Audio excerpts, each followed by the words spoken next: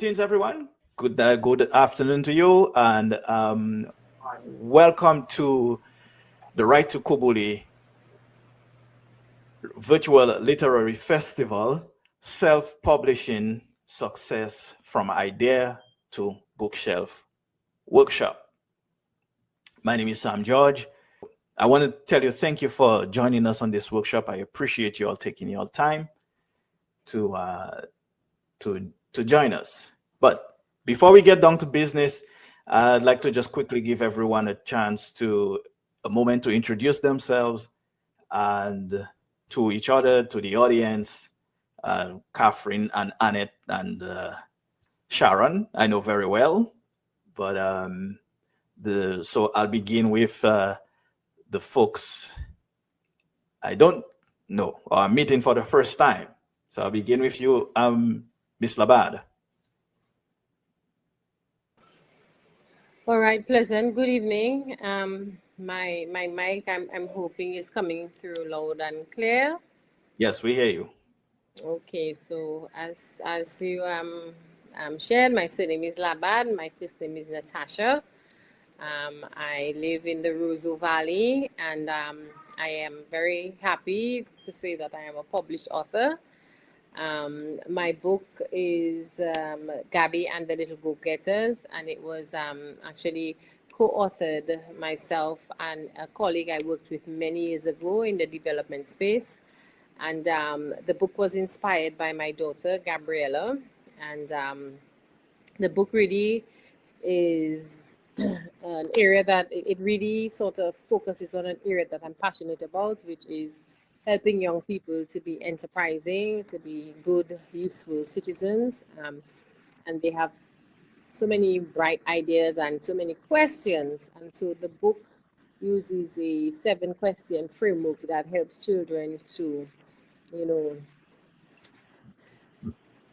fuel their creativity, and if they have projects, basically bring those projects to life. I am a project manager actually by profession, so I'm a development project manager, and I have a small consulting office based right here in the city of Roseau. I have been doing this for about, I would say, 10 years. My business has been incorporated for 5 of those 10 years.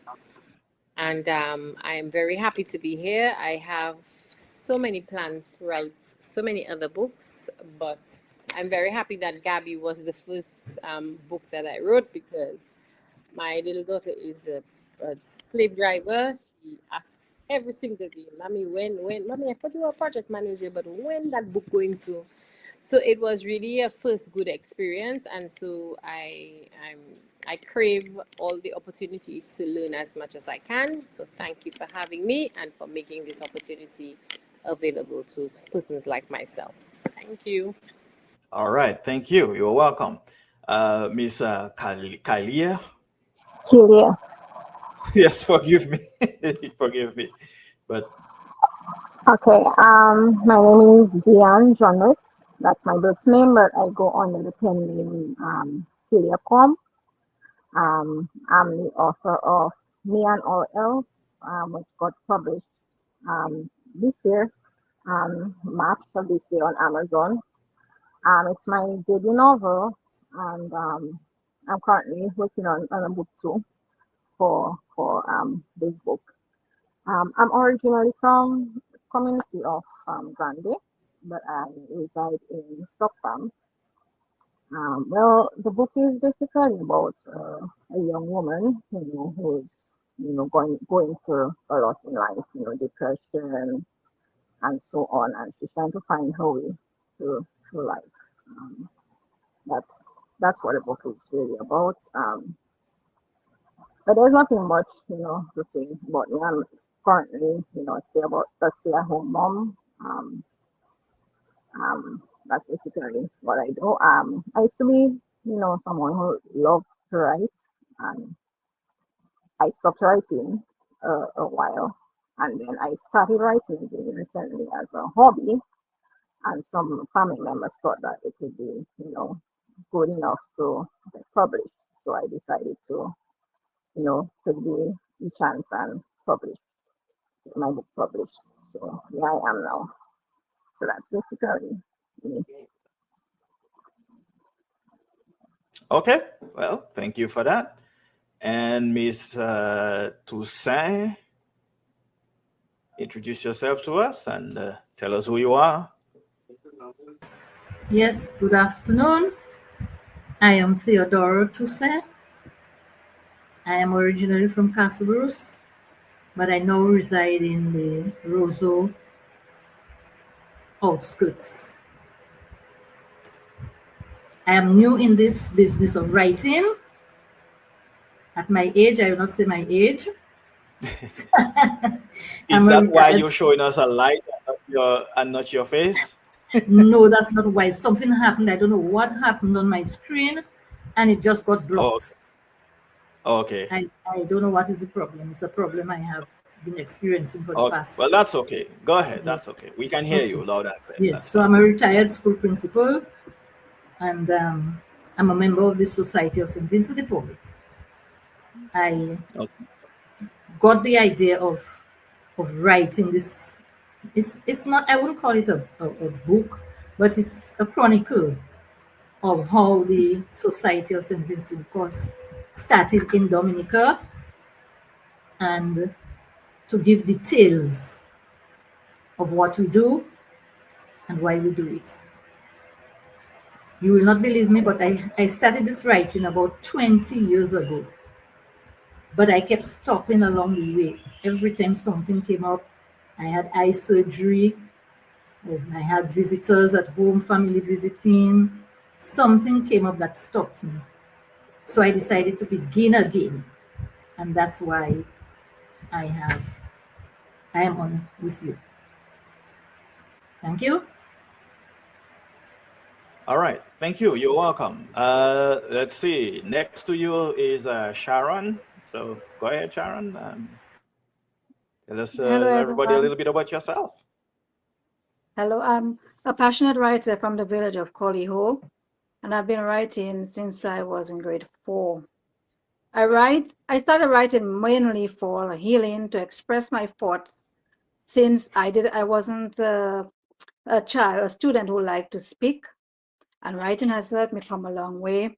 I have published a lot of notable works, including Salty Tales, poetry of other Sisters of Ink, and some writers from Dominica, like Juliet Santillier, have written collaborations with autobiography for a lady from Quebec. I write songs, I write short stories, and now my favorite thing is fantasy, where I am really learning and getting infused with world building, which was taught by Christopher Nosworthy, and I think I am getting a good handle on that. I've been writing for children and mostly about my experience at work. I am a certified healthcare aide, and I also have a diploma in early childhood education. So my writing is kind of around this. And the fantasy aspect now is taking like a historical part of Dominica, where I'm trying to mix or get to know more of my history, but I'm including it into like fictional fantasy, sci-fi kind of writing, so my children can understand where I am from and even go deeper if they want to. I have published a few companies like Prison Press, and lately being G&D Enterprises Inc. And they've helped me come a long way by being so thoughtful and guide me along the way. They edit, they do a lot of stuff for me, illustrators, they have the full team designer. So I feel like right now I don't have to try to take on all the workload as to writing, trying to market, trying to edit, all that. I have a team that do the editing for me, that do the selection of photos, that help me market and publish and stuff. So I'm very happy about that. Thank you very much. All right. Thank you so much, Sharon, and you're welcome to the workshop. Annette, let's hear from you.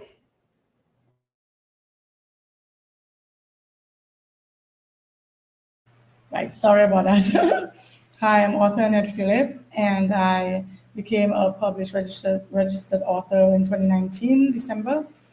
I like to say I'm prolific because I have written children's books, poetry, novel, short story, chapter books.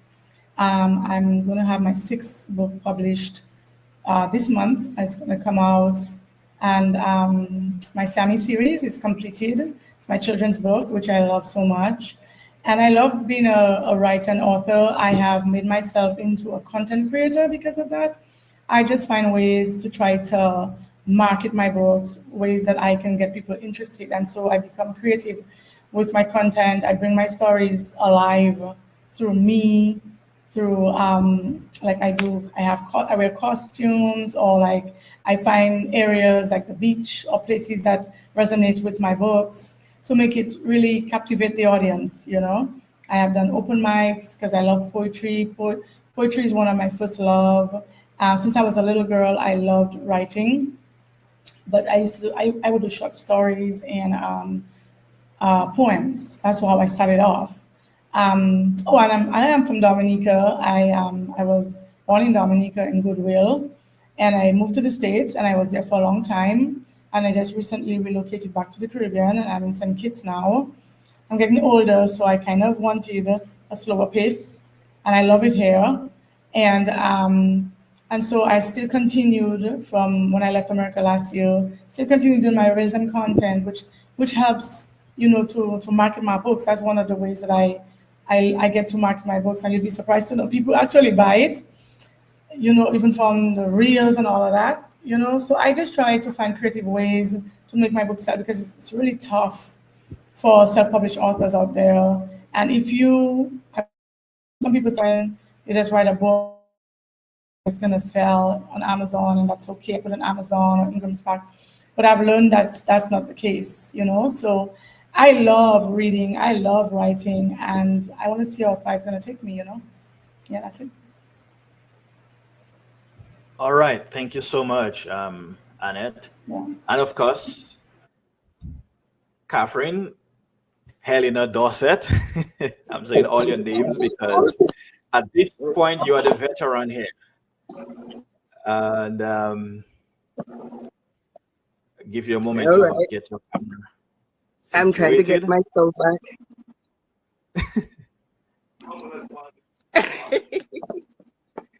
Imagine that. No problem. No problem. All righty. Thank you so much. All right. So Yes, as I was saying, I saved you.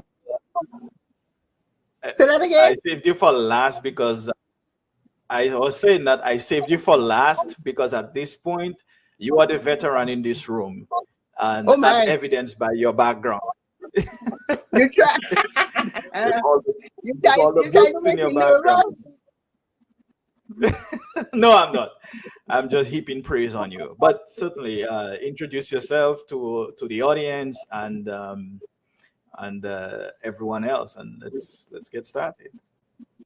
Okay. Hi everyone. I am Catherine Dorset, originally from the one and only nature island of the Caribbean, which is Dominica.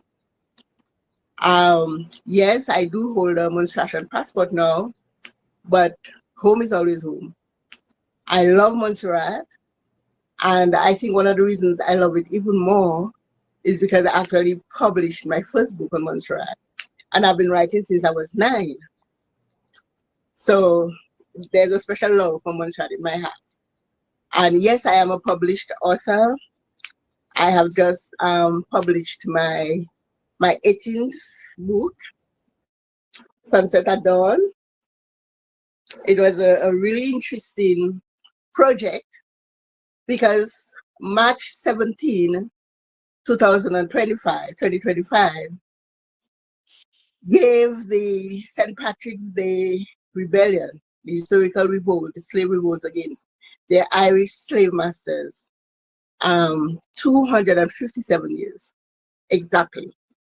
But I've been on Montserrat for some almost 25 years, and Montserrat does have a lot of writers, yet nobody thought to write that story.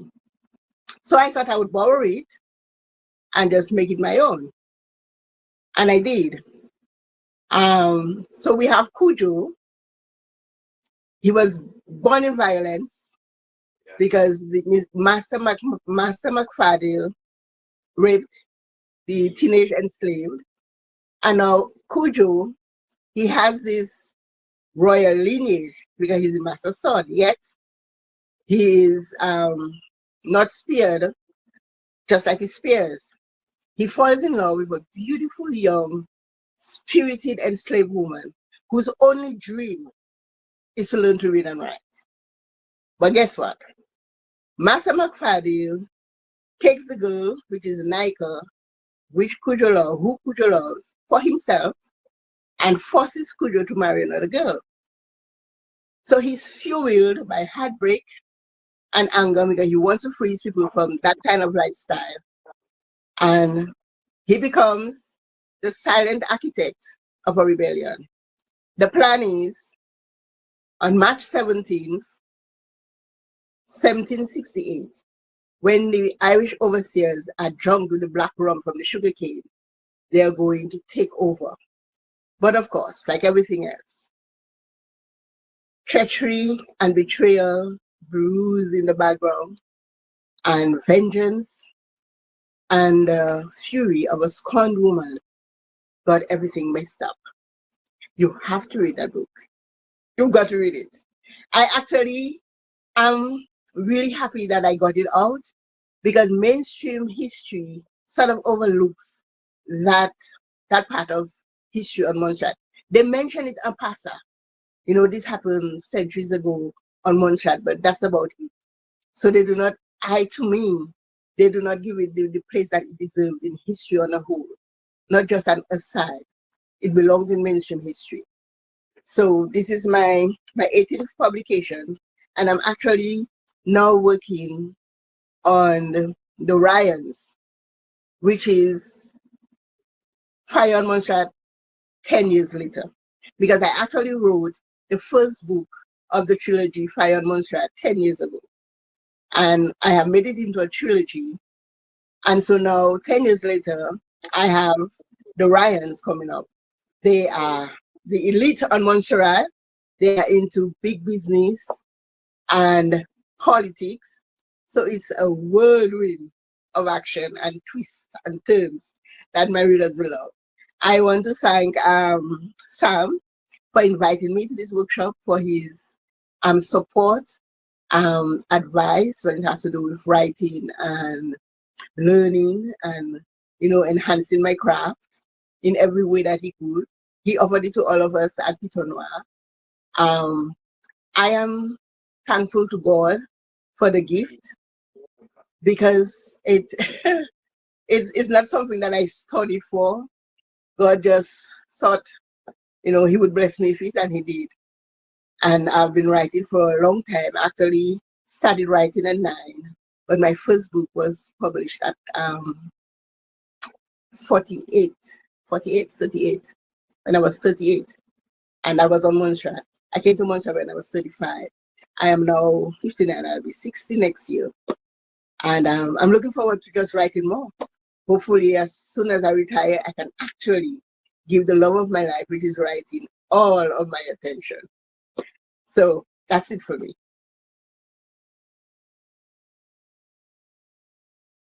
All right, Catherine. Then thank you so much for that introduction and all of the information. I don't know what is going on with my camera. It has me looking very strange. I think it's my light, but I'll try to solve that as we go along.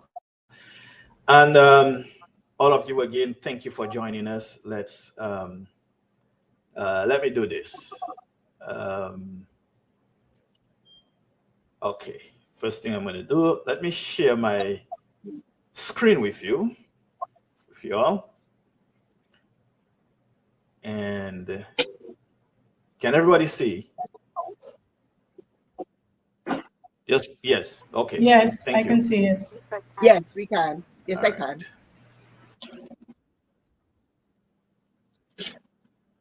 All right. So again, I also didn't tell you, what I didn't tell you when I introduced myself is that I wrote a book called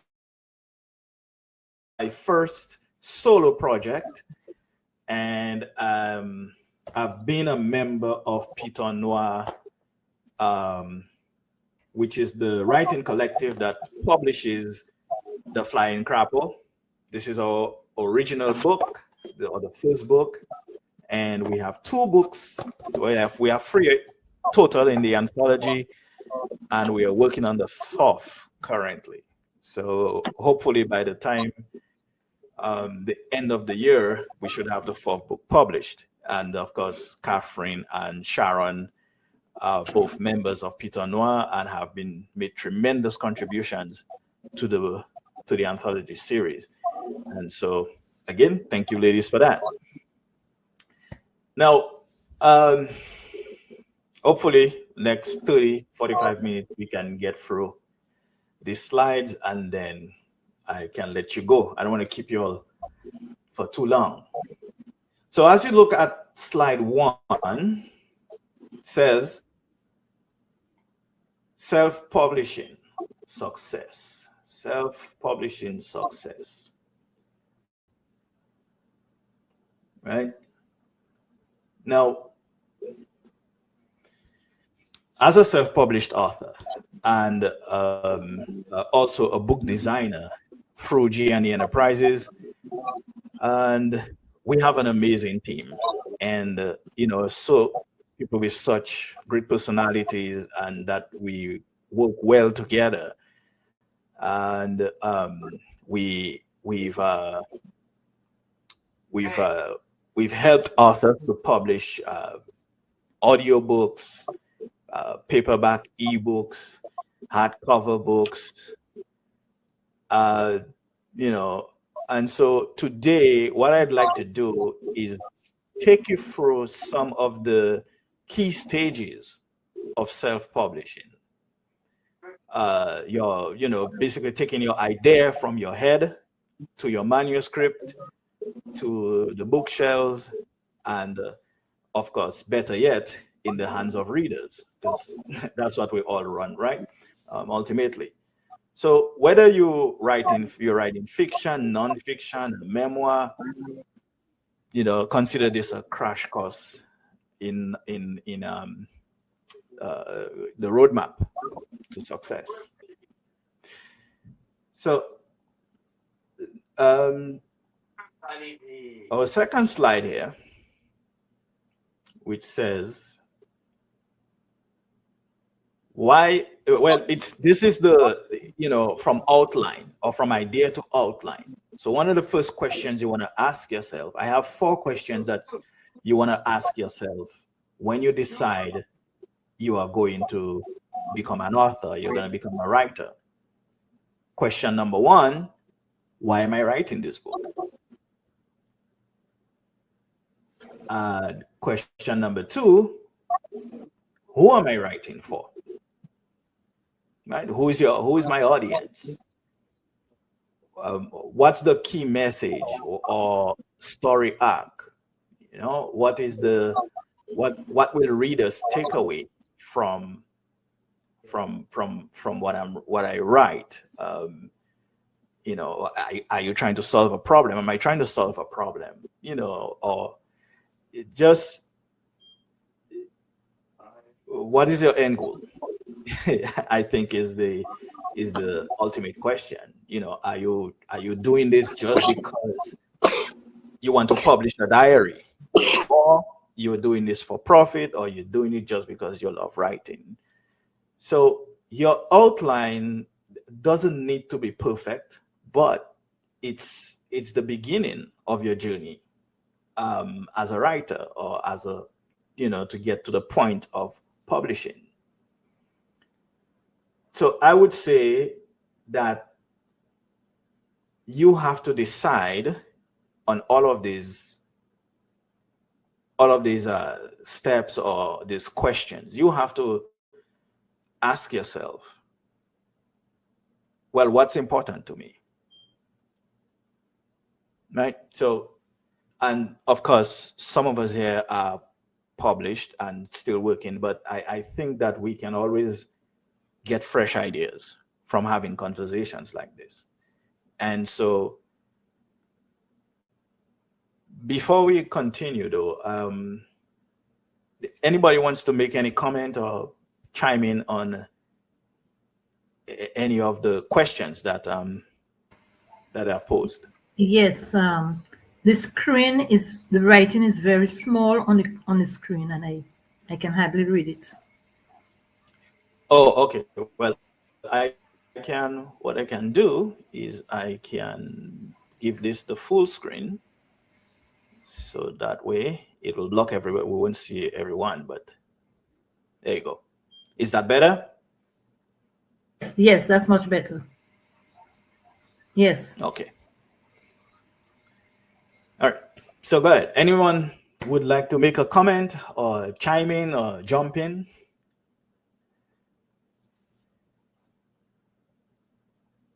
Okay. All right. So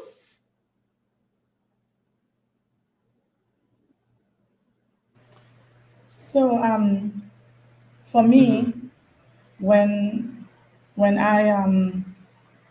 I started my CME, my idea didn't come out right away. Like some writers can have an idea already what they want to write about. But for me, for CME, the first CME, I was at a workshop and we were asked to write a fable. And then I wrote a short fable using Sammy the Bunny. And then after I read the fable in the class, the teacher liked it. And then the idea came to make it into a children's book. But I had to think how I wanted to go about it. And then honestly didn't think about money, didn't even think about publishing. I just know I wanted to write a children's book, and then she said I could have extended on the story, which I did. So it was no longer a fable, it became a story. And then I reached out to a friend of mine that he has his company and he's a graphic designer, and I spoke to him about that. So for me, in my case, I didn't, off the bat, I didn't know what I wanted to do. But I know some people, they've been wanting to write for a long time, and they could maybe have a story they want to put out there, so that the idea would come and then they could outline and that they would know automatically where you want to go from there. For me, when I started off as a published writer, I had no idea. So I guess I just want to share that because there are different ways the ideas can come, and then eventually when I got the first book, I wanted to do a second one, and then it just started like that. Yeah, pretty much. okay. Thank you for that. Thank you for that. Anybody else before we move on to the next slide? Well, the question about who am I writing for? Is that one of the questions, right? Who am I writing for? Yes. Who am I? Who's Why- my audience? Yeah. When I first started to write as a little girl, it was just because my mother loved my stories. I actually used to just make them up in my head for her. And then she gave me a book and tell me, whenever I get an idea, to write the stories down. So that was just the joy that I had, just to write and read my stories to her. And she died when I was 18. And I continued writing since I was 9.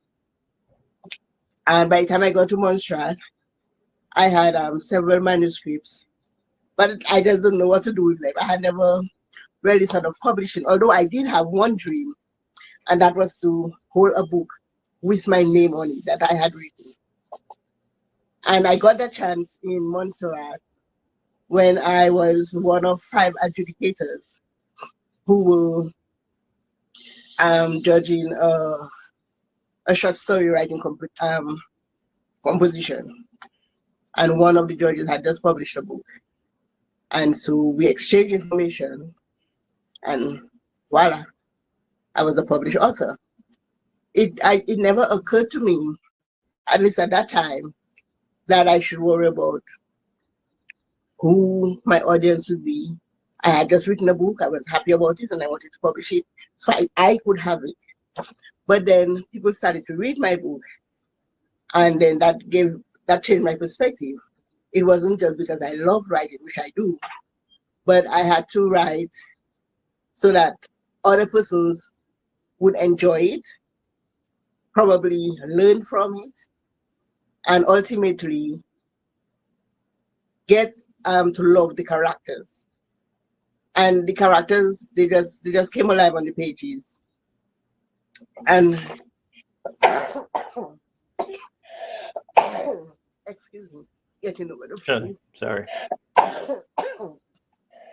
Oh my. And so now I kind of keep my audience in mind when I write. All right. Thank you for that, Catherine. Appreciate that. Yeah. Hope you're okay. Need some water? Yeah, for me, All right. So go ahead, Sharon. I write to remember, I write to heal, and I write to get words out of my head. Like, I don't know if some people know, sometimes you have like this battle in your head. I don't have it anymore. But like you had that struggle, and unless you've written it out, it doesn't go away. That thought doesn't go away. So that's why reason I write. And I write also because my grandmother was a very good storyteller, but oral storyteller. So I try to write some of the stories and for preservation mainly, because I find many of our oral stories, they are gone. They may say quick. I love that unless the things are gone. So we must always, I think it's important to write to remember, write to tell your history of your people also. Okay. Yeah. Thank you, Sharon. Can I ask a question? What is Sharon's last name? I think I missed that in her introduction. Dorival. Dorival. Okay, thank you. Okay. All right. So if you take a look at the screen again, we have a first slide up, and it's talking about writing with purpose. Set smart goals for your writing. There are certain different tools you can use. Google Docs, Norton, obviously. You can use Microsoft Word. There are online tools you can use as well, Scarvena, and of course, stay inconsistent and motivated. Those are important factors in beginning your writing journey, which I would say, but it comes down to your publishing journey, but this is where it begins, which is why we start with those. So writing with purpose, once you have your outline, it's time to write with intention. So what you want to do is set a schedule that works for you. And I do not mean saying that, well, every Saturday at 6 o'clock, I'm going to sit down and I'm going to write. That's not what I mean. That just means putting in your mind that you are going to write this book, and you're going to write these things down until you started, from the time you start until you finish it. And you're not going to, whether it's 500 words a day or 2 chapters a week, it doesn't matter. Consistency is the key. And as we said before, keep your audience in mind, keep your readers in mind. What do you need to feel, learn, or what do they rather need to learn or feel or believe by the end of your book, when they are finished reading your book? And again, don't worry about being perfect. Perfection for us is not I don't think that's attainable. But I know a lot of, especially coming from myself, that was one of my problems. I always felt like I needed to be perfect. Whatever it is I write, it needed to be great, until I learned that doesn't matter. That's not important. That's not the important thing. The important thing is to get the words down and leave the rest up to the editing. And we actually going to have, I think it's a panel discussion on not just on surviving the editing process. So writing with purpose that is your next step in moving forward. Any comments before we continue?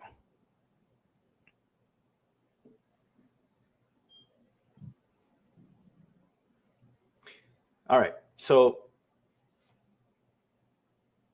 now this is I'm sorry, go ahead. Was somebody saying something? No, I just wanted to ask a question. Sure. Because I have come to realize that my style of writing is I'm a pantser. I do not plot, I do not outline. I just don't know how to do it. Or if I even think of doing it, the story becomes boring. If I know how it's going to end, what happens in the middle, what happens at the beginning, there's no oomph for me. So it doesn't work. However, I have been holding creative writing workshops. So I have had to learn to teach outlining and plotting and things like that. But I don't use them in my writing. I just get a title or a prompt or a photograph, and I just run it for 25 chapters, 2 chapters, whatever it is, without plotting or planning. So my question for you, because we're talking about self-publishing, how important is it for others to do those things, plot and outline and create characters and so on? Because I don't do it. I've published several books, and I'm wondering if there are other persons like that, or if I'm just maybe doing it my crazy way. Well, what are your views on that? Because I've always heard that you have to plot, you have to outline, you have to, it's like creating a character is a project. And I just can't do it. I just write, and sometimes I read the story and it's like, wow, when did that happen? Because my characters just take on a life of their own. I never plan it. I never know how my stories are going to end. No, I agree with you. I don't believe that you must plot out a story before you write it. And maybe I would say that might that might be required for how you call it, nonfiction. For if you're writing someone else's biography, these kinds of things, you need to plan. However, if you're writing fiction, and no, Catherine, you are not the only one. I'm also a prancer. I don't plan out my story. I just have the idea, and at the end of the story, whatever happened in the middle. I don't know. I don't know who's gonna do what until I have actually written it. So you are not the only one. And I think those actually make the best stories, when you don't know what's gonna happen. When you don't know what your characters are gonna do until they do it. I think Exactly. that is, you want to be well, for me anyway, I want to be as much surprised as my readers when they read the story and say, that's actually that's a good question. Someone called me from Dominica a few weeks ago and said they're reading The Trust, and he keeps thinking what he thinks the protagonist is gonna do ends up not being at all what happens in the next scene. And he says he's so happy about that because he keeps thinking that, well, one direction it's going one and it ends up going a completely different direction. And that is what you want. You want your story to catch your reader and make your reader not only think, but you want to throw in a few surprises there as well. So no. Yes. So Go ahead. For me, I agree too. But for me, even with my CME stories, I like to draft. So I don't know if that's like giving it, like putting it together, but because I never just write and just stay always writing. I always take a break, come back to it. So I only draft. But at the same time, I have no idea where the story is going either. I just Yeah, well, know that's as I'm fine. writing it's the ideas are popping in my head, but I'm Yeah, drafting it just because I want to know that this is where the beginning starts, you know? And then I'll say, okay, so Sam Hannah, let's see what Hannah gonna do. But I have no idea because I could go back and change it. Sometimes I do go back and change it, and then when I feel it's right, I keep it.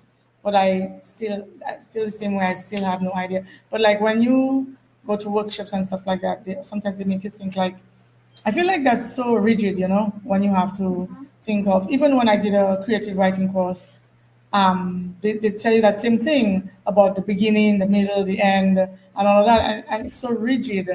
And I feel like that can confuse people too, and writers might get intimidated and afraid because they figure, oh my God, I have to follow this outline.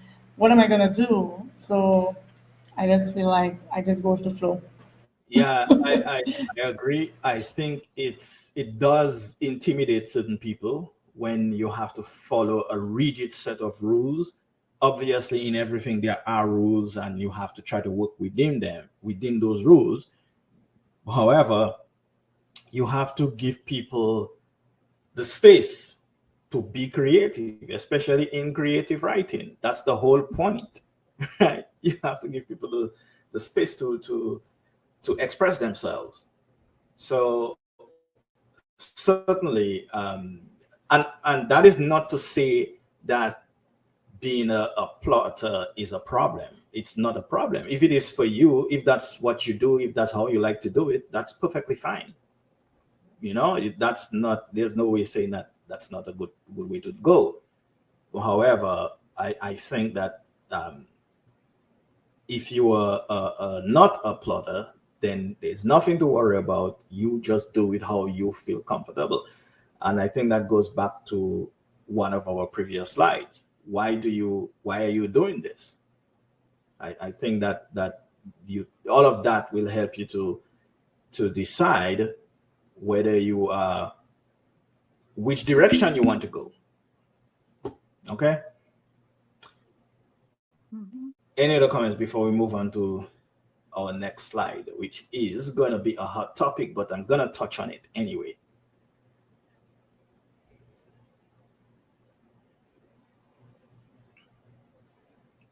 You mentioned Okay. creative writer, and I've heard that term Sure. before many times. Can you expand on it a bit? Because some people say offer writer, creative writer. What is the difference? So if you can explore like a bit on. I don't know if there are, well, I'll take creative writing first. Creative writing simply means you are writing for fun, or you are writing fiction. You are using imaginative language. You are building worlds, your own world. That's what creative writing is. It's, you're making it up, essentially. So you can be called an author. You can be called a writer. There's no real difference. Nope. The other type of writing folks do is, academic writing, writing the news, whether that's for newspapers or for television or radio, whatever the case may be. All of these things are writing. So you'd probably call that person a writer, but an academic, they mostly call them authors. But there's no real difference. I mean, you call yourself whatever you want to do, whatever you want to. Sorry. So that's what creative writing is. It's just basically you're making it up. I think someone else was saying something before we move on. I also think, Sam, that to my mind, I think when they use the word creative before writing is because it is not academic or scientific, because there is also creative nonfiction. Well, yeah, that is true too. So I think it's just a way of separating the different genre of writing, because it's not like journalism. That's in a ballpark by itself. And you have the scientific and documentaries and so on. Right. Yeah, it's stuff where you basically have control of the word and you write whatever you want to write. Whereas in academic writing, writing an academic paper, writing a medical journal, writing a scientific paper, there are stringent rules you have to follow. First of all, you have to write facts. So, That's number one, facts. yeah. So in creative writing, you write what you feel. I feel like we come under that. I feel like I consider myself a creative writer just because of everything that you said. So that's where I would call it, I would call myself a creative, I'd go under that genre, creative writer, author, but Okay. pretty much. Right. Yeah. Agreed. All right. So next slide. As we are all authors and we are in an age where artificial intelligence is, for all intents and purposes, taking over, how do we use AI ethically? Because let's face it, there is no real getting away from AI per se. You know, so how do we use it ethically? Before I say what I have noted down, let me hear from you all. What do you think? How do we use AI as a tool? Because this is what I consider it to be, a tool to be used, which can expand our brainstorming. It can expand, your process, give you ideas. But what do you all think about the current state, where AI is, and what it means to the future? And we do also as well have a broader conversation about that later on during the festival. But I want to get your views on that. For me, I think I'm kind of nervous about that AI thing because, like not my first publisher, but the one I really get like a nice bestseller from his Prison Press. And if this is what they mentioned, if somebody use AI for writing, they will take the money and they will not publish the book. So that is a scare right there for me. I have tried to on Meta AI. I put like put some questions, they answer it. I like that. Like they can help you learn so much.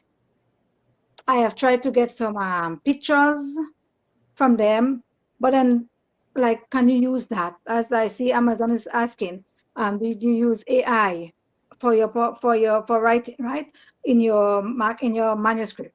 That is scary because what is going to happen? I don't know. Are they going to like cut down your book after a while, take it down from the market? But I think it is really good. And then when I look at that movie, what's the name, Alexis? And I see what AI did. That's scary, Tom. Like AI come alive and destroy people.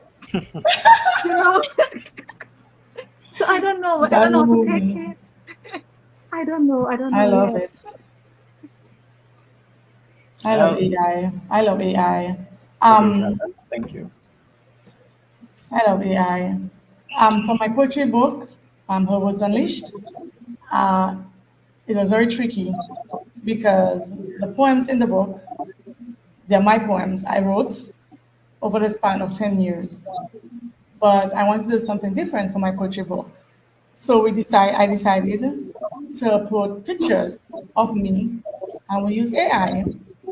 And all the pictures depict the story, the poem, but it's my face, and it's in AI. So Amazon did ask me that, and also I had to get it registered with copyrighted, and so if I have to get it copyrighted, I cannot copyright the book. I have to copyright the poems. So I have to separate the poems from the pictures.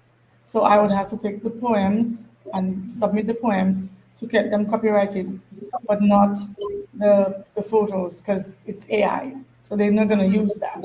And I think Amazon did ask me that as well when I was publishing the book. and it's on there for a whole year plus now, and it's selling on there. It's sold, so and they haven't taken it down or anything. Sharon, just letting you know, because they know. I mean, I think they can see what's authenticated and what's not. You know what I mean? And I told them what I had to tell them when I was publishing the book. I said what was mine, what wasn't mine. So I don't know. So far, they haven't taken it down. It's been okay there, and so on. But I love AI. I really do, and I use it every day. But I would never use AI to write my books because right now you can use AI to publish books.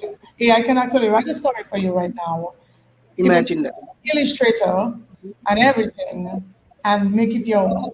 Make it tell you it's yours. So you can have people like that never wanted to write, didn't care about writing, and then they come and they do nothing, and all that is out there, and that's what I don't like. That's what I don't like. That is what I don't It like. takes away the authenticity of us writers. I have a But question for you, Annette. yeah, So when you put the illustrator, did it say that little symbol, the AI symbol written there? Or did you take that off? Amazon. What do you Like mean, my when you book? publish the illustrator for the AI, doesn't it say that AI symbol at the right hand corner? No, the illustrator is the person in the book. No, the pictures, the pictures. Yeah, the She picture. did. I used her. I put her as the illustrator in the book. She's in the book as an illustrator. But they didn't want you to know what I used. They wanted to know if I had pictures, what it was. They asked. They did. They wanted to itemize what it was that was AI in the book, and I told her. But But what I'm she's asking is that the symbol for AI, is it still on the picture? no, I don't. No, oops, I It's don't not there. know. I don't have no Okay. AI symbol on my pictures on my book. No, there's nothing there. You cannot tell. If I don't tell you, you don't Okay. know. You know, I have the Oh, book with me. No, I never saw that. But I know when I was publishing it, they did ask me that. yeah. I know that, and that Because was when I a try it on Meta, it has that AI say it has that thing there, oh no no little no two no letters. Yeah. no I don't have Okay. that. All right. Okay. So we want to continue because we don't want to be here for too long. Yeah, Um, sorry. that's okay. So one of the things we have to be mindful of, and that's for those who are watching as well, write with your own voice or write with your unique voice. So there's no way AI can write as a human being. It never will. You can use AI to brainstorm, to outline, um, uh, for to improve your grammar.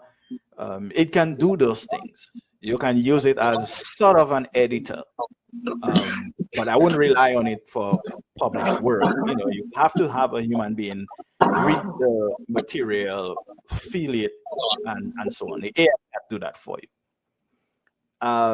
So don't So copy. Sam, how do you feel about like AI writing a book for somebody that's not a writer? How Well, do you feel about that? that was my part of my next thing. So Oh, don't sorry.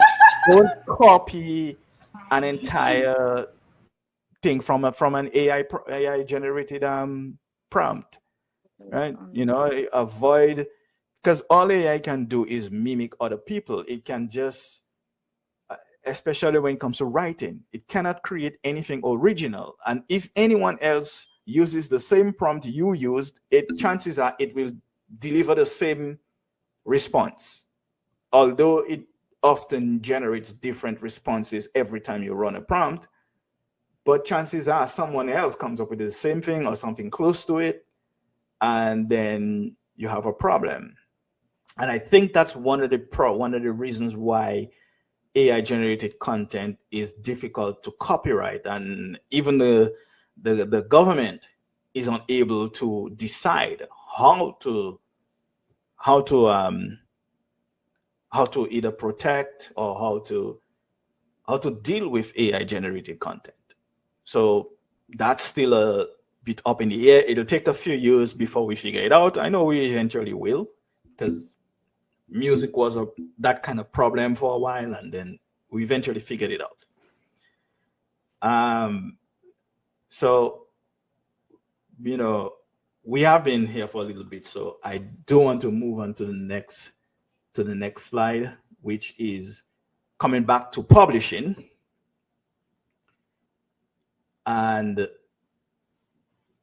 when you finish your manuscript or your editing is done, and now you are ready to publish, there's one important thing that you need. And if you look at your screen, you'll see you need an ISBN number. This number basically identifies your book, ties your name, your author name to your title, your book's title. So someone scans that or looks it up, they can find your book or they can find you. So you have to decide. In this case, we are looking at getting a free ISBN number from KDP and some of the other publishers, or buying your own. Now, if you want your own imprint, then you have to buy your own ISBN number. Now, if you look at the screen, this is about what it would cost to get one per book, about $125 USD. If you bought it from Boca. Some of you in Canada, I know that we've done a book for one person in Canada who got her ISBN number for free, but I don't know how she got it. She got it from the government, but I don't know the process and all of that. So if you are in Canada, you can always look it up and see if that's available. Now, having your own imprint gives you the option to publish your book anywhere. Basically, you can, and of course, give you your own imprint. It's yours. You can take it anywhere. You can go with any publisher. With the free ISBN number from platforms like Amazon, KDP, the imprint belongs to them. So that means you can only publish with them, with that ISBN number. Now, that is not to say that you cannot take your book and get a different ISBN number from elsewhere and print your book somewhere else. It doesn't mean that. It just means you cannot use their imprint to print. So basically, you cannot use Amazon's or KDP's imprint to print at Barnes and Nobles or print with Barnes and Nobles or any other publishing house. So those are decisions that you have to make, and you have to decide whether which direction you want to go with that. Any questions before we move on to the next slide? What about the Library of Congress? When we publish with Amazon, do our book registered with the Library of Congress? Not automatically, I don't think. I've never looked into that. But however, anytime you write something, whether you publish it or not, it is automatically copyrighted, right? So you do have that, that natural protection. One of the main reasons for registering your work is to basically create a record.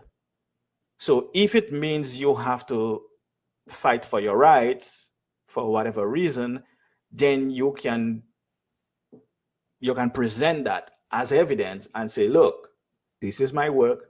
I registered it at that day. And, and if someone copied it, then they have to prove that, well, what you're saying is not true, but this is your evidence. So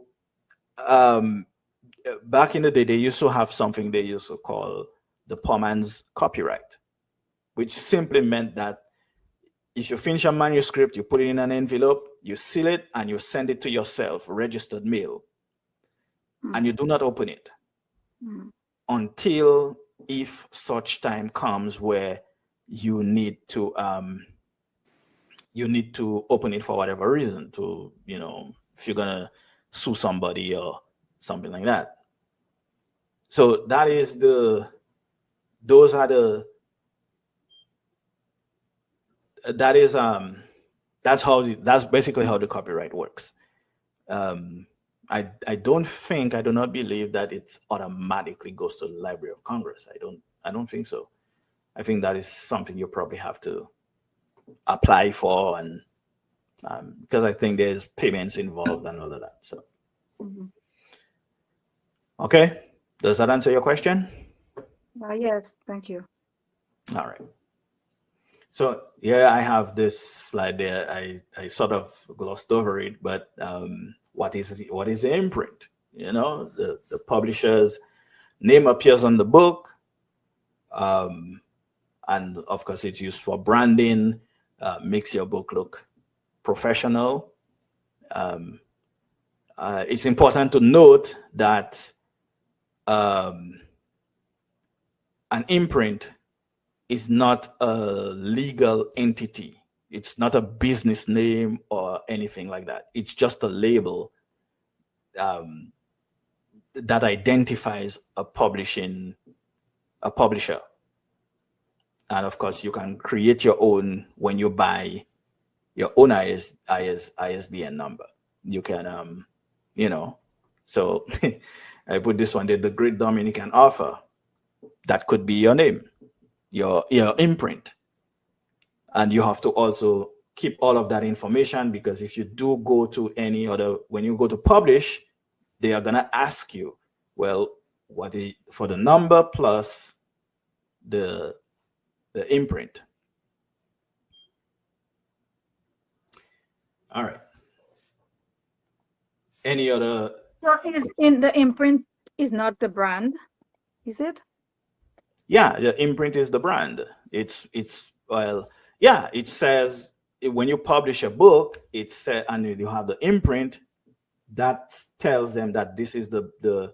That's why whenever you look at certain books, you will see the logo of the publisher on the book. Mm-hmm. That's because they own the imprint, so they put their logo on there. If you looked it up, you would see the imprint belongs to them. That doesn't mean that if the company who does your editing and with your publishing, doesn't mean they can't put their logo on there either. So sometimes you'll see 2 or 3 logos on a cover. So that's what identifies them. So let's say Indigo Books, for example, you will see their logo because they are a publisher or whomever it is.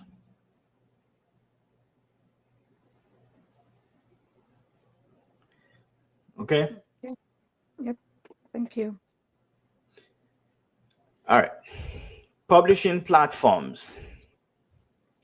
So we have KDP, we have Ingram Spark, and we have Draft to Digital. These are well-known companies, especially in the United States, North America. So I wanted to, on this slide, I wanted to ask Catherine, you've published so many books, self-published. How was the experience from book 1 to book 18 or 19? What was that experience like as a self-published author? At first, it was just frightfully expensive. When the judge at the short story competition told me that he had published a book, I thought I would try it out. And so I contacted, but there were two platforms that he suggested, Author House. So I contacted Author House in the UK, and I sent them the manuscript. They loved it, and they said they could publish it. And before I knew it, I had spent 3,000 EC to publish the book. And then I had to buy the book. And I said, well, I'm never going to write again because, I mean, this thing is going to make me penniless. Because after spending that much just to get it published, then I have to buy it. At what cost am I going to sell it? You know? Mm-hmm. So that was Antiquate Short Stories, the very first book that I'd ever written from 9 years upwards. And then they told me, he told me that, haven't you heard about Create Space? I said, Create Space. So I researched that. And lo and behold, that was like, you know, a writer's heaven. Because you got to do everything on your own. You could choose to pay them to do the layout for you and everything else. Or you could just do your thing according to the guidelines and not pay for anything. So you got the book done. They would send you, well, you have to order a proof copy so you can make sure you have no errors and so on, and that it is aligned according to their specifications. And then your book go up live and you're a published author. You get to buy the book from them, although it is a reduced price for the author. But when you get it, you pay to receive it, depending on where you are. And I'm in the Caribbean, this is America. When you come to sell the book, you cannot sell it at less than at least $40. And everybody's screaming that $40 for one book. So you, no matter how you do it, you're at a loss. Because Amazon is very rigid with us international authors. They force us to put high prices on our books. And it's like we were talking about AI. People who have no passion for writing just see it as a way of making money, use AI, put something out, and that sells for $3. Our hard work, and we know we do quality storytelling. And they tell us we have to put it for $16, 16 US, or 9 something, or 5 something, and the other stuff that people just, AI just pre out for them, sells at $2. Sometimes it's for 99 cents. Yeah. So it's really difficult. And right now, sometimes I do one book a year. Sometimes I do more than one. The important thing is for me now, is not to get the books in my hand to sell, because that isn't working out. I do that at a loss. Is to do the paperbacks, make sure it is also on Kindle. The Kindle versions are a lot less than the paperbacks, but the important thing is to promote it. Let people know that the books are out there so they can get it. Because right now, as a Caribbean author with my books on Amazon, you don't make anything. You don't make anything. So it's very difficult. And if you do not have a passion for writing, if you're doing it just for the money, you're not going to continue. No. All right, thank you for that, Catherine. I certainly understand. It's really it's really rough out there for writers, and you're right. If you don't have a passion for writing, if you're doing this to just make money, yeah, it's not going to move. Now, before we continue, quickly, I have this I must do. It's the audience. It's time for you to participate. There's an opportunity for you to win a book. The title of the book is Dominique Anu. It's a book, a project created by Sam George and Simon Matthew. It's a book of, I would say, Dominic, fun way to learn and recite and remember Dominica's history, but it's done in the form of a crossword puzzle. And so there we ask you some questions, and then you complete the answer in the crossword. So here's your question, and the first person to respond in the comment section on our YouTube channel at Write-Tukubuli at YouTube, on our YouTube channel, will win the book. So the question is, and it's a very simple one: What is the name of the tallest mountain in Dominica? You'll find that question in Dominican as well. So um, think about it and give us the answer. First person who answers correctly will win a copy of Dominica Anu. All right. Okay, so let's move on to our next slide here, slide number 8. And we are looking at someone, your mic is on. It's hey, no feedback. Thank you very much. Mute yourself. Types of publishing or publishing pathways, types of publishing. KDP, Kindle Direct Publishing, which is a print on demand platform by Amazon, which also, by the way, you mentioned the Create Space was also by Amazon or is also by Amazon.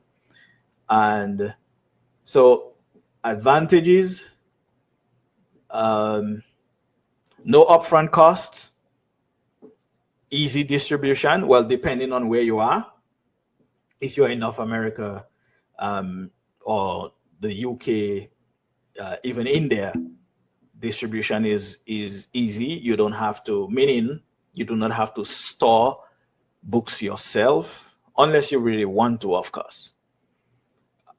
So that's one advantage of using KDP or Create Space or any one of those print on demand companies. So next is what I like to call self-printing. And all that means is you get your manuscript put together, your cover, everything, and you take it to your local printer. That is also a possibility. So you print and you sell your own copies, and you spend whatever you need to spend to print whatever number of copies you want, or that's within your budget, and hopefully you sell those, in a timely manner, and all of your money is yours at the end of the day. So with that, you have full control over everything. You decide, how many copies to print. You fund it. So I guess that's can be a disadvantage, because obviously there are upfront costs with and printing it yourself. And then we have the third option, which they're called hybrid, which are third-party publishers. You pay to do your editing, your design, and some offer distribution services, some offer marketing services as well. And that's great if you want help, but also ensure that you retain your rights. And so for a quick comparison, right? Print on demand is affordable and fast. You can, as soon as your book is published, you can order author copies if you want to sell those by yourself. You don't have to worry about printing and anything like that. You don't need a warehouse to store your books. You don't need to, take up a whole closet full that with books. You don't have to do that. You get books as you need them, and folks can purchase from the website and get the books shipped directly to them. So, self-printing gives you control and some savings, although there are upfront costs with that. But you would have to do bulk purchasing or bulk printing. So in some cases, you would have to print 300 books, 500 books in order to get a really good discount. But it takes more work. So I think it's always up to the author to choose what fits their budget, what fits their goal, what fits their budget. And, as you can see, the slide gives you a few. I don't know why, but I don't see the slide anymore. I'm seeing No, I'm not I'm seeing the seeing slide. your face. So I Oh, was I'm just sorry. going to say I'm not seeing the slides anymore. Okay, now. I'm so sorry. I didn't realize I have my ugly face on there instead of the slide. So that's my fault. Yeah, it's okay. Yeah, but yeah, this is what it is. So it shows you it basically gives you a comparison as to what to expect and what the well,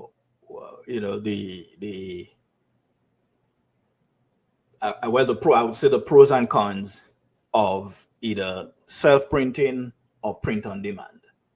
And if there's another way that you've done it or you can do it, please feel free to share, because who knows, you might have a different way. So I was using Amazon, and it was working for me when I was in the States. But then when I moved here, I done my normal Amazon author copies, and then the problem I had was when it got here, I had to pay to the customs price. So I end up paying two sets of monies, paying to purchase the books, and then paying to clear the books, which I didn't have to do at the States. So what I decided to do, what I'm in the process of doing right now, there's a few printing companies here, and I'm happy to say that they can print my books the exact same way that Amazon has been doing it. So I wrote a letter to them asking for sponsorship, or at least to work with me as a partnership. And I explained to them that I have ongoing printing, and I have 6 books and I want all of them to be printed out. So I suggested bulk pricing, which you just talked about bulk. And I think when you do bulk pricing, it's better. The printing company, they look at it at a way that they look at it as a way of them making money, and I could still save money because I could sell it to them at a discounted price. But then when they print it out, then I can sell it my normal price. So I really would still make a profit, and they would make a profit because they wouldn't be buying it. They wouldn't be paying for it at like I would say $3 more than the price. It'd be Mm. less for them, if that makes sense. Yeah, So, on. Sorry, go ahead. oh no, no. So I just saying like, so for me, if it works out, it would be better for me just because I wouldn't have to worry about custom pricing and all of that, having to come all the way from the US. I would get it right there. So if I have, like, say, an event, a pop-up shop or whatever, which I have a couple that's coming up, I can just give them the amount I need, and then I go collect it, walk and collect it. So Mhm. I just pray that they can work with me on that. So just sharing that.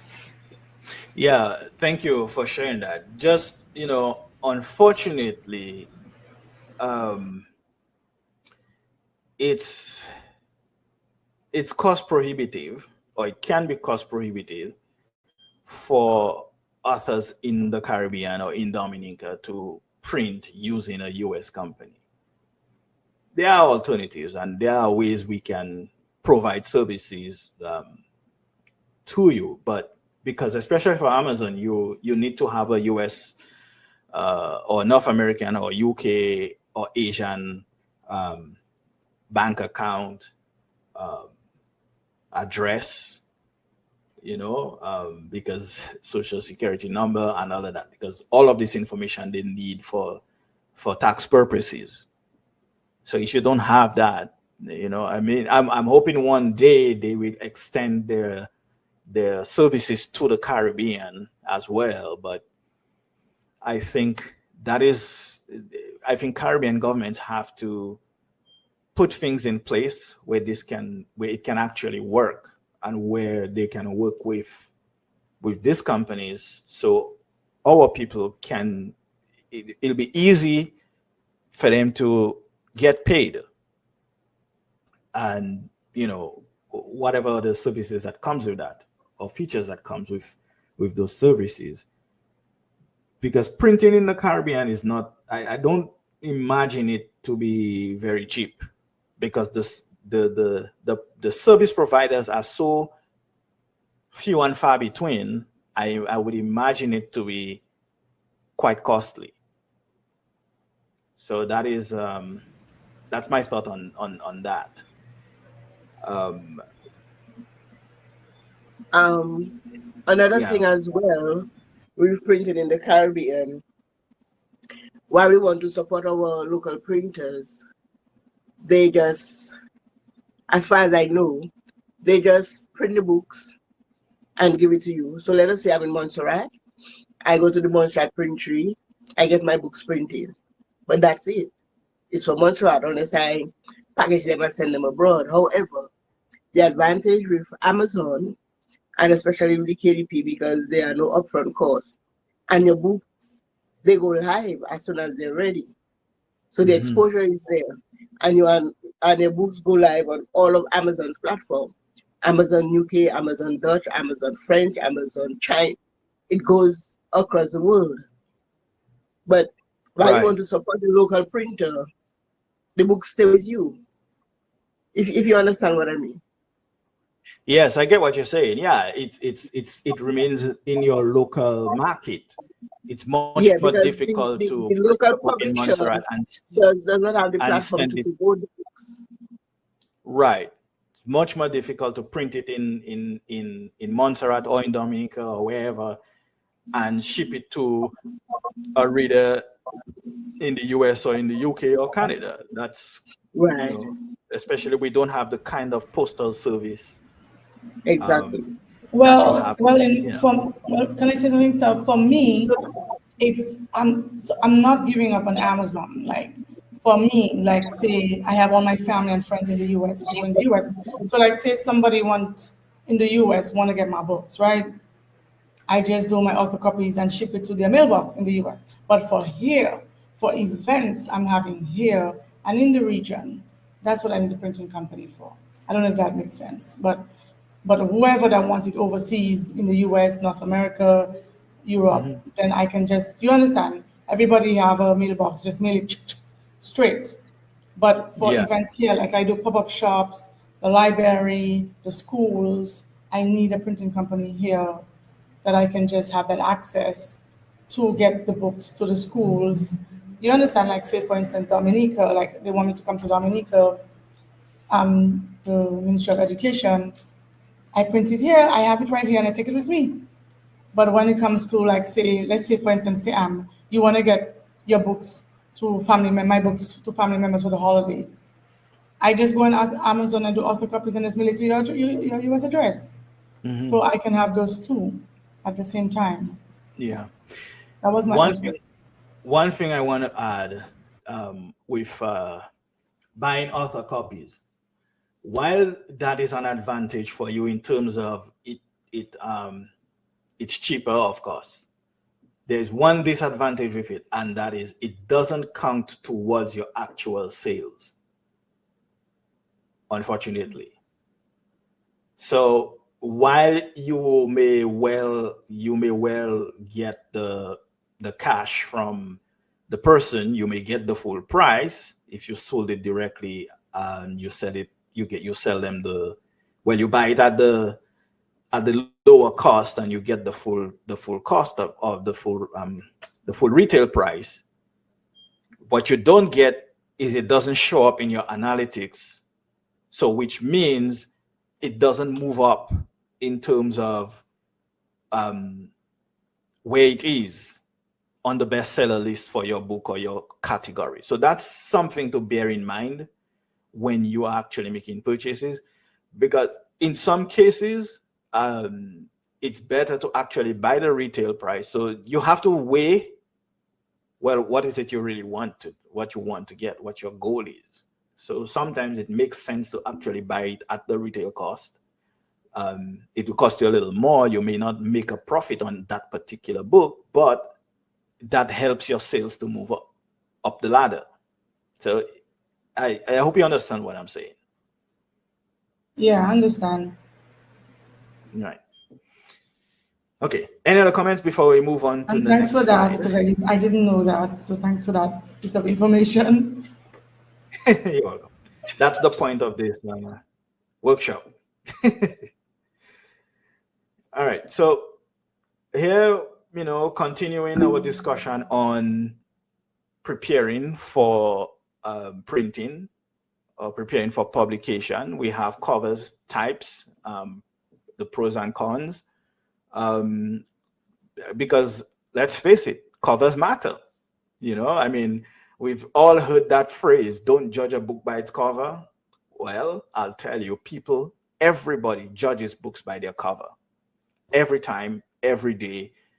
I actually have a neighbor who reads, he buys, he's bought all the Flying Crapple books, he's bought my book, and I sent him a cover of a book that I'm working on, and I told him, look out for this one. And his response was, wow, if I walked into a bookstore and I saw this cover, I would buy the book without knowing what is in there. That's what you want to hear from one of your readers. You want people to pick up your book, look at it, and just be ready to buy it and be excited about reading it. So in terms of ebooks, the covers are, could be, they are less expensive because they don't require a back cover, nor do they require a spine. So there's should be a rather quick turnaround in getting a front cover for your ebook. And of course, they are great for digital authors. They're not necessarily required. However, it does make your book look better when someone opens their Kindle or open their digital reader and see the cover first, and then they go into the book. Physical or paperback books, that's the physical presence. Can fit in any bookstore, or they're eligible for bookstores to carry them.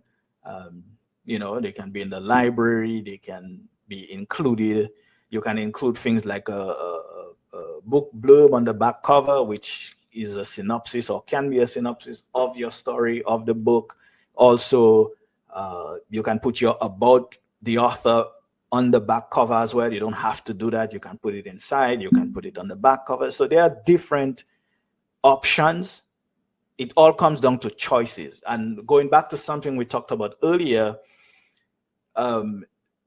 so many people give you so many constraining rules when you are writing a book or when you're preparing to publish a book. They tell you you must have an introduction, you must have a forward, you must have a prelude, you must have front matter, you must have back matter. You don't have to have all of that stuff unless you are writing a specific type of book.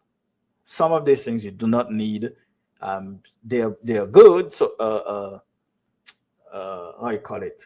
A prelude or a preface to your story is good. It gives the reader an insight into what to expect. But you don't always need it. So again, comes down to choice. What do you want to do? What do you want in your book? What you want your book to look like? Right? So covers for paperback and hardware and hardcover are pretty much the same thing. They require more attention. They require formatting. Printing costs may add up, especially for hardcover, but they are more durable. You can get they're premium. They look professional, and they are great for libraries, book, and for giving gifts. and so on. So, and then obviously the printing cost is much higher, and that is whether you use a print-on-demand company, KDP, or whether you use self-printing, you go to a printer, and I would imagine it costs much more if you went to your local printer to print a hardcover book, because that is so much more complex than printing a paperback or getting publishing your ebook. Does that make sense? Mm-hmm. Yeah. Right. Any comments before we move on? I've just been thinking about the self-printing. Like when you do the self-printing, do you still have to get that that ISBN for yourself, right? Yes, you would have And to what get about, go your ahead. own ISBN number. Yes. Okay. And what about the sizes? Like, you guys at GND offer 6x9. There were maybe other sizes of books. Are they able to do that? Or Well, is it going to be like a page size book? it depends on the printer what capabilities they have, so you would have to check with them. However, you design your book, your trim, whatever size you want. I mean, it doesn't, if that particular printer can't do it, then you can probably find another printer. If you are in North America, there are many more options. No, I'm thinking about Dominica. I know in North Yeah, America, Dominica, I couldn't tell you. Maybe the young lady who has had her book printed or published in Dominica could tell us how that experience was, and did she get what she needed? Anyone?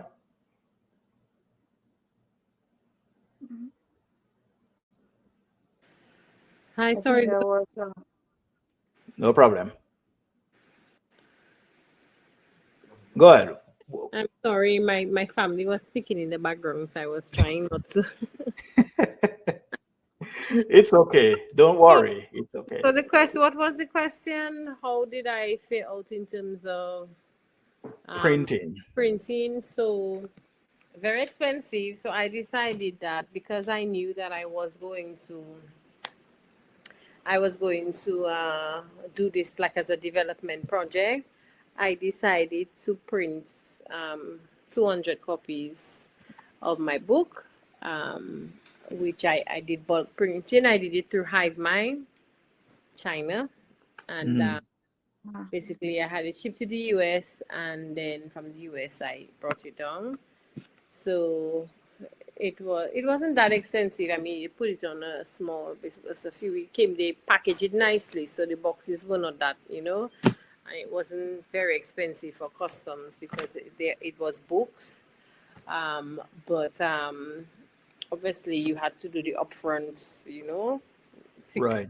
US per book. It kind of worked out a little less than 6 US per book that it worked out. But I mean, I knew that I was going to, as a development project manager, I knew that I was going to use that book to do school projects, so, and I've been basically working alongside companies as partners to be able to host like block parties. So I've hosted a number of block parties, and those companies basically purchase books, and then the kids would come to the block parties. They'll have the free copies of the books, and then some of the companies are now working with me to do school tours. So because I had the kind of project mindset that I would get funding to allow for our local persons, the book would be subsidized. So in some cases, children were getting the books free, but the actual cost of the book, like covering my costs and everything, is like 45 EC.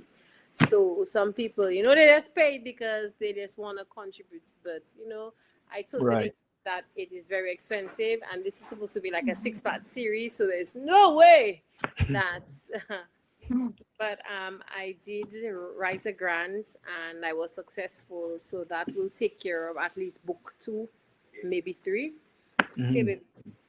And but in terms of like for my own, so this was my children's book. Now I want to do like another book, which is a story of a family member's life.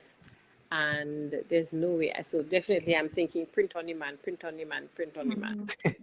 Because like it cost me, to be honest, it was like a cost for I obviously had to do the illustrations, then I had to pay for the printing. So it was like about, in total, maybe about 3,000 US is what I had to pay. When I think about like shipping it from China, the bulk, the illustrator and everything. So it's definitely not something that I'm going to leave my full-time gig to say, yeah, I'm a writer. Like, yeah.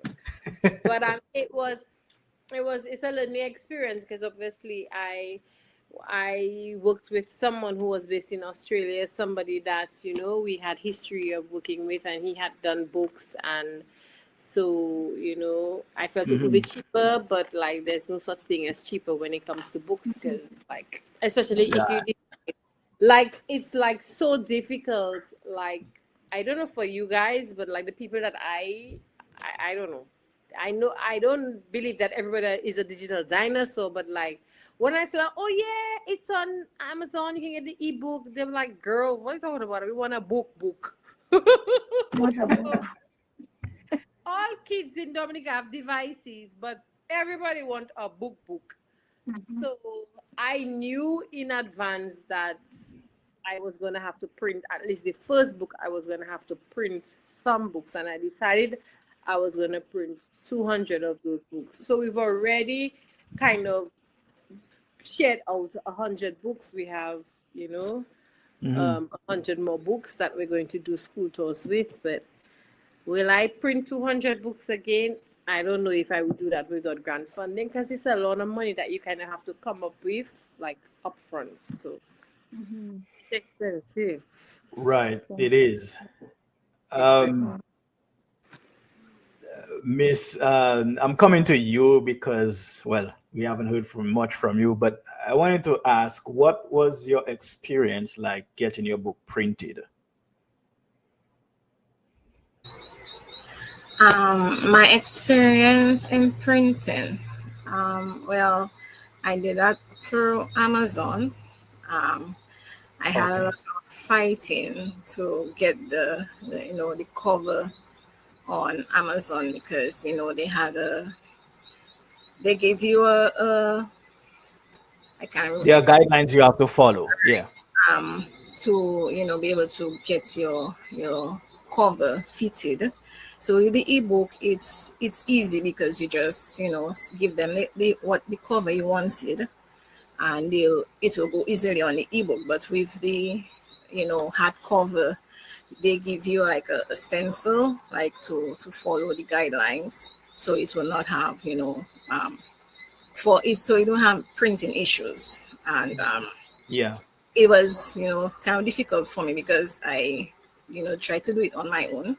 I designed the cover, and I had to try to get it done. I had an cover I designed, and then after I get the book published, I redid my cover, because the same, you never judge a book by its cover. So I thought to do a better cover.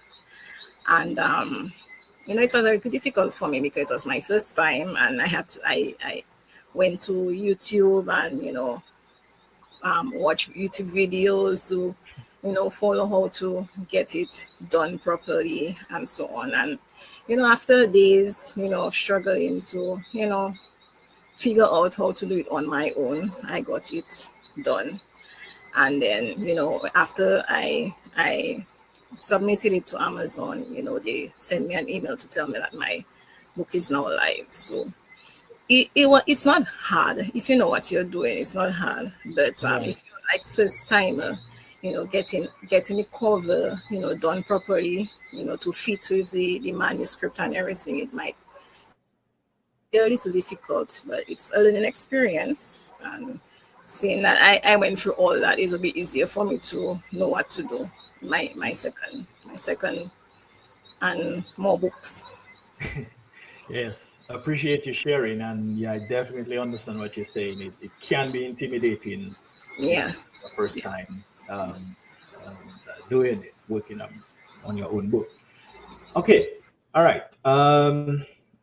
I want to move on a little bit quicker because we are coming close to the end, but I'm hoping we get through all the remaining slides, but I don't want to keep you all much longer. I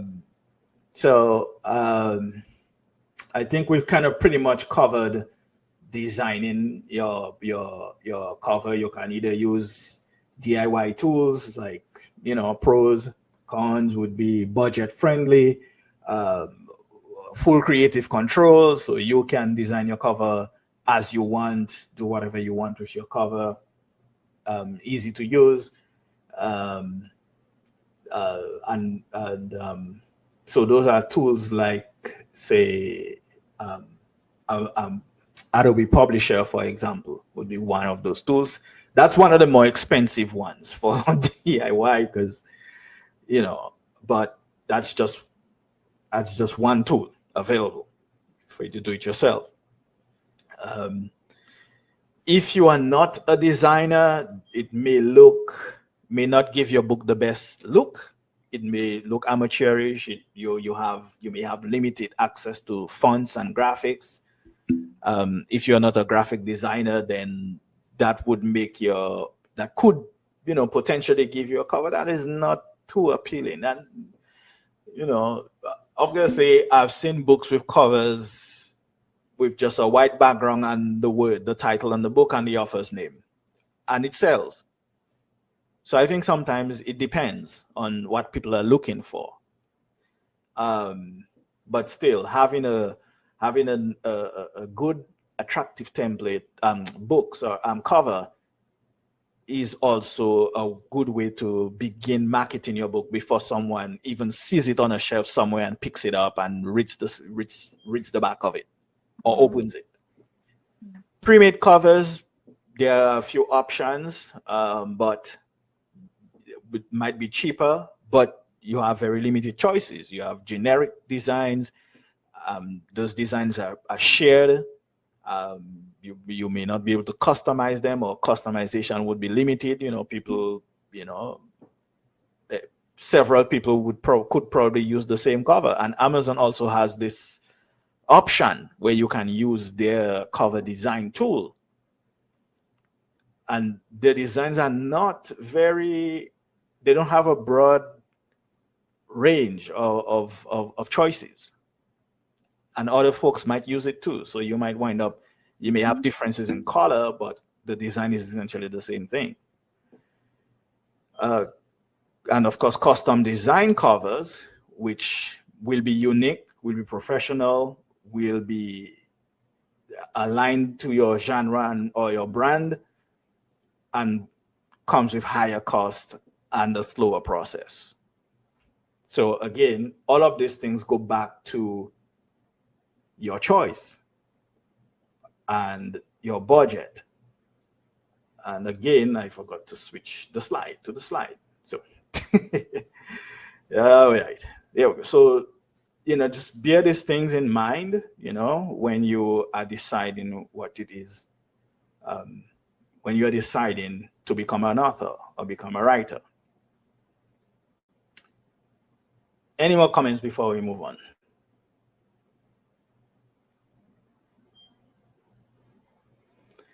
All right, so here are a few tips for a successful cover that I thought would be helpful. Design with thumbnail visibility in mind, meaning that when someone looks at your book on a mobile device, that the cover looks and fits properly, or if they look at it on a Kindle or any device that creates a thumbnail or shrinks your cover to fit the screen. I have that in mind. You can study top-selling books in your genre to see what it is they've done, not to copy it, but obviously to get some ideas as to what you should and shouldn't do. Make sure that the information in the cover is clear, that it's that it's aligned, and it's also in terms of, it's not sideways essentially, but it's on the line that it needs to be. It's level. Sorry, whether you put it in the center or to the side or whatever, that none of that matters. But it has to look professional, and it also matches your genre. Ensure that your ISBN and barcodes are placed in the correct position on the back of the book, not too low where it may get cut off when it's being printed, and also not too high where it looks odd. And so you study covers and see how they're typically done. And you also have to account for the spine. Depending on the size of the book, you may not be able to put your title or your book title on the spine. I know that's certainly for Amazon. If the book is less than, if a book is, I don't remember the exact number, but if you have a very thin book, let's say if it's less than 36 pages, you will not get it right. Correct. Right. So if it's less than 36 pages, then they are unable to print the title and the name on the spine. There's not enough space. So those things you also have to consider when you are writing the book. How many pages am I going to write? So if you want that aesthetic, now having the book title and your name on the spine, that doesn't make a difference whether your book sells or not. It doesn't. It's just a way for styling and make the book look good. And most books you'll see will have that information on it. And of course, consider professional feedback and and testing. So those are just a few tips to help you to your cover to fit and to help you be successful as an author. Any comments before we move on? No? Okay. So we are coming down to the wire, and we are looking at marketing and distribution. So let's see. All right. Marketing and distribution, writing, editing, publishing, those are just about half the journey. The other half of the journey is the fun part for some people. I know it's certainly fun for Annette, but it's getting people to read your book or read your work, regardless of whether it's a book or a journal or whatever it is, or a paper, an academic paper. So getting people to read or getting readers, that's where the hard work comes in. Regardless of everything else we've talked about, finding your readers, finding your audience, that's the hard part. It can also be fun too if you like that sort of thing. Me, that's not me. So,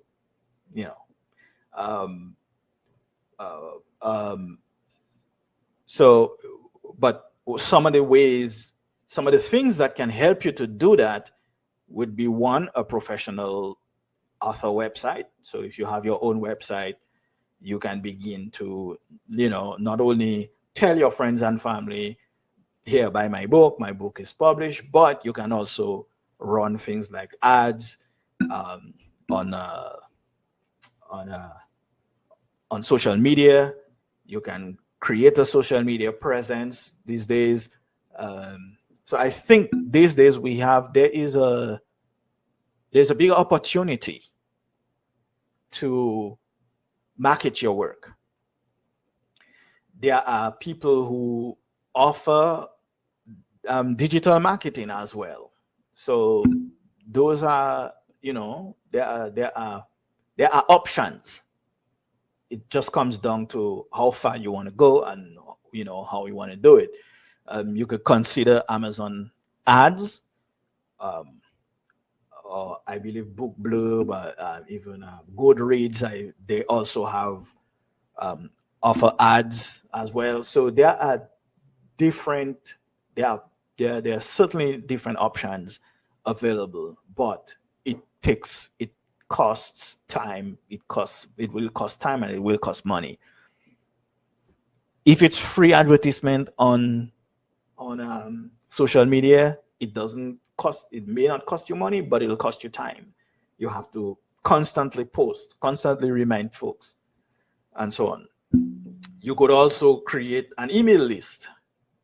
Even if it's just 50 people on there, that can start a movement. And one of the other things you could do is, I didn't put it on the slide, but you could create a Substack and post on there.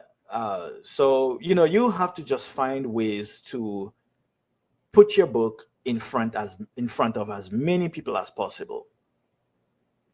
So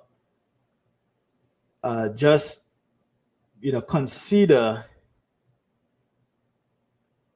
our opening slide. Why am I doing this? Why am I writing this book? As you said, Miss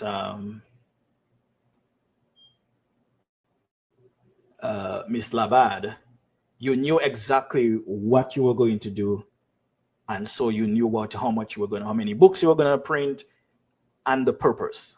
So that's a good way to start. That's a very good way to begin, and so that way you know exactly which direction you are going with your writing. And so now, if you have to jump off, please go ahead. I didn't want this to be this long, but your guys' contribution made it fun. So here we are. This is a self-publishing final checklist. Define your audience and goals.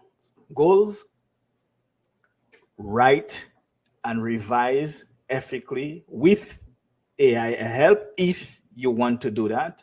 So it's not a must. It's your choice. If you feel you need a little push, a little help in brainstorming, in even minimal editing, you could do that. You could use some AI tools, but please don't make AI write for you, because it won't be you. It will be just some computer generated ones and zeros. So decide if you are going to self-print or if you're going to use a print-on-demand service, and choose your ISBN route. And you got to make all those decisions before you begin the process of publishing, because you don't want to begin the process of publishing using Amazon, and then in the middle of that you change your mind, or you realize it's too difficult, or you may have problems and you give up. That can be quite detrimental to your momentum in getting your work published. And of course, be sure to format and upload, and then, as we just talked about, market your newly published book. Any questions or comments before I move on to the final slide tonight? I'm not sure if you're going to talk on that, but what is the difference between copy editing and editing? I sometimes use an editor just to ensure that I do not have typos, because when you write the story yourself, even if you do read it, because you know what you want it to say, you see what you wanted to say. However, with a new pair of eyes, they may pick up the little typographical errors. Right. Copy editing, from what I know, is when they actually look at the body of work in that manuscript, and they can cut off chapters, and they kind of want you to just do the whole thing over. I haven't had that done. I've never had copy editing, but I have researched it, and that is what I know of it. If you have a copy editor, he may decide a particular paragraph doesn't go with the rest of the story and may want you to take it out completely or add something to it, or he may say something just reads like filler because you don't have anything else to say. So copy editing is hard on the writer because something that may come from your heart and your love may need to get out because for sales or marketing purposes. That's what I know about copy editing. Well, okay, so copy editing is, as you say, Catherine, you work with an editor who they go through the whole book and they look for grammar, punctuation, spelling mistakes. They also look for consistency, like you mentioned, in the story. I don't think they are necessarily supposed to cut things out, but they can make suggestions. They can tell you, well, you know, like, as you mentioned, this particular paragraph doesn't fit, and so, but they're kind of important, you know, if you want to publish a finished work with the highest quality, if you can afford them, because copy editing costs a lot. Okay. All right. Now, there is also what they call line editing, which is where that editor will review the wording of the text or the manuscript and ensure that what you are saying, your reader will understand what you're saying, that it's clear. Mm-hmm. You know, they make sure you don't have you have a proper sentencing structure or proper sentence structure and organized. Your text is organized.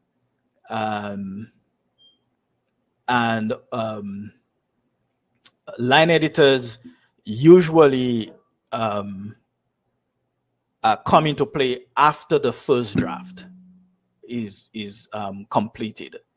So at that point of involvement, they go through the text line by line, essentially, and so on. So that's one type of editing. So it's not that there is a difference between copy editing and editing. Editing in general is the general term, but there are it's broken down into three categories: copy editing, line editing, proofreading, and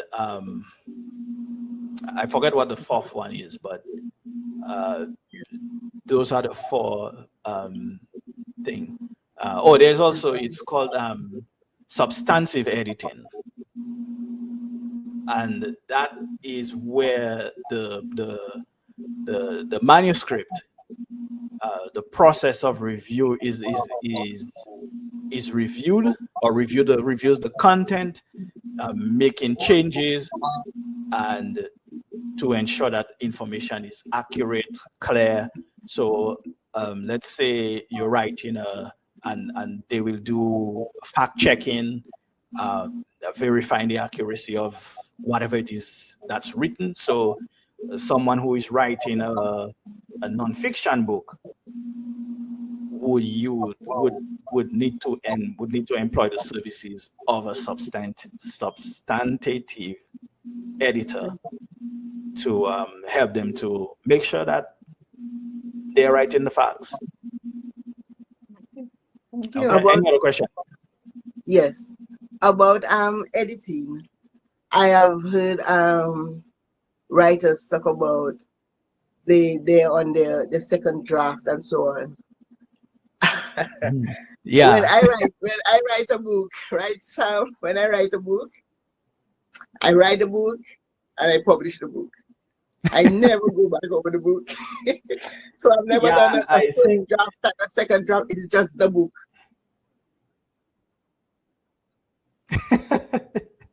Yeah, I think that comes from those who just, you know, they're looking to, I wouldn't say perfection, but they're looking to make their work look as professional as possible, and they can afford it. So if you're not relying on the book to make money, then maybe you can afford it. So you can afford to go through a line editor, and you know. But most of these types of editors, you'll find companies use them. Or the large publishing houses they'll have a substantive editor, they'll have a line editor, they'll have a copy editor, and a proofreader. But you will not find, most individuals won't go through all of that, like you say, Catherine. You know, just to publish a book. So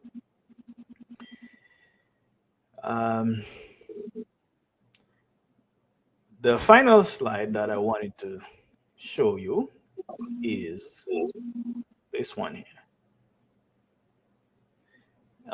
In closing, are you planning to print, self-print, use Amazon KDP, or whichever print on demand? Do you have an imprint in mind? Would a workbook help in terms of what you help you get ready for your next book, or help you if this is your first book publishing? And then on the slide you can see there are other resources: Gianni Enterprises book design, KDP help, Boca, Canva, Readsy. So those are all available resources that you can use, and there are many others that you can look up online. You can, and so there are tools available that you may use to begin your self-publishing journey. All right, so any comments before we leave?